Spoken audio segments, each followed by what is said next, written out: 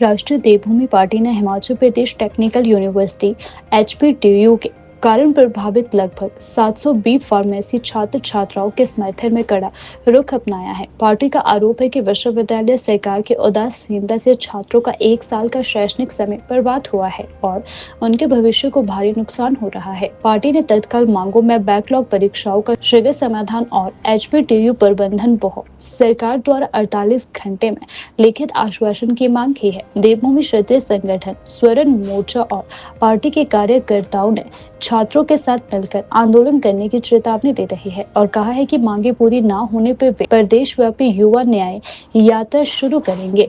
राष्ट्रीय देवभूमि पार्टी ने प्रशासन से तुरंत हस्तक्षेप की अपील की है और चेतावनी दी है कि छात्रों के भविष्य से खिलवाड़ बर्दाश्त नहीं किया जाएगा। नमस्कार दोस्तों, जय भवानी। मैं जगदीप कुमार ठाकुर, प्रदेश अध्यक्ष युवा मोर्चा राष्ट्रीय देवभूमि पार्टी। कल हम हमीरपुर टेक्निकल यूनिवर्सिटी आ रहे हैं।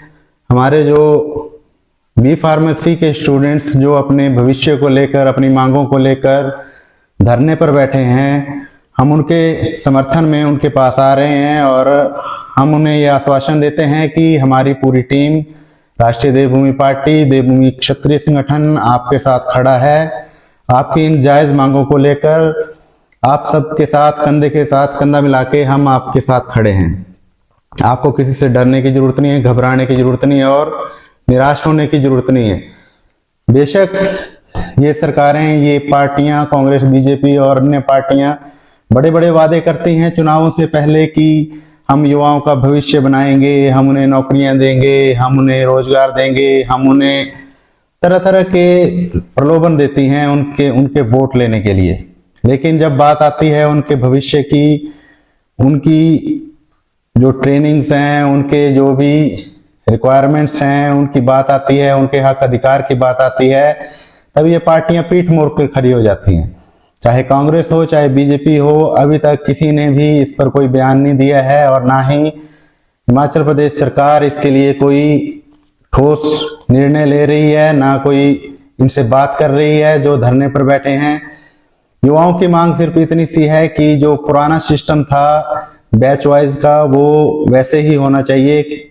अभी बैच वाइज में जैसे सेमेस्टर वाइज इनके पेपर होते हैं, तो ये पेपर अगर कोई एक आध पेपर रह जाता है और वो बच्चा अगले साल में अगली एडमिशन लेना चाहता है सेकंड ईयर या थर्ड ईयर में, तो उसको फर्स्ट ईयर में फिर से एडमिशन लेनी पड़ेगी। तो ये सरासर लूट है, सरासर गलत हो रहा है हमारे युवाओं के साथ। हमारे बी फार्मेसी के जो युवा धरने पर बैठे हैं, तो राष्ट्रीय देवभूमि पार्टी के साथ हम कुछ पदाधिकारियों के साथ कल हिमाचल प्रदेश टेक्निकल यूनिवर्सिटी जो हमीरपुर में है, वहां हम उनके समर्थन में जा रहे हैं।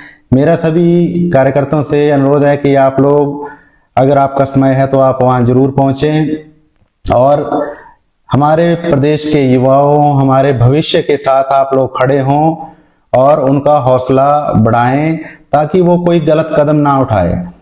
क्योंकि उन्होंने अभी पीछे जैसे बयान भी दिया था 2 दिन पहले कि बच्चे डिप्रेशन में जा रहे हैं, उनको फिर से फर्स्ट ईयर में एडमिशन लेनी पड़ रही है। जो 2 साल का खर्चा हुआ, 2 साल की जो पढ़ाई की, वो सब उनके दिमाग में स्ट्रेस है और वो डिप्रेशन में जा रहे हैं और वो कोई गलत कदम ना उठा ले।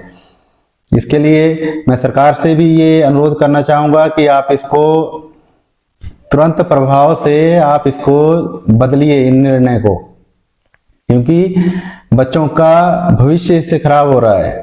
उन्होंने 2 साल जो फीस दी है या तो उसको माफ करें और उनको थर्ड ईयर में एडमिशन दिलवाएं।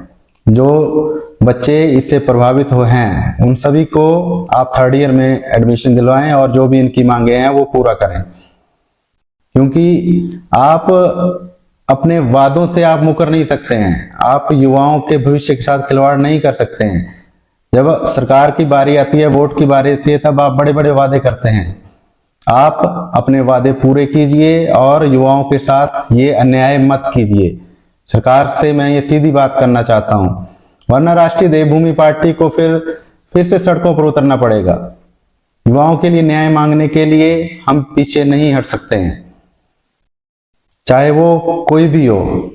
हर जगह न्याय होना चाहिए, धर्म होना चाहिए। अधर्म किसी के साथ नहीं होना चाहिए और किसी के साथ अन्याय नहीं होना चाहिए।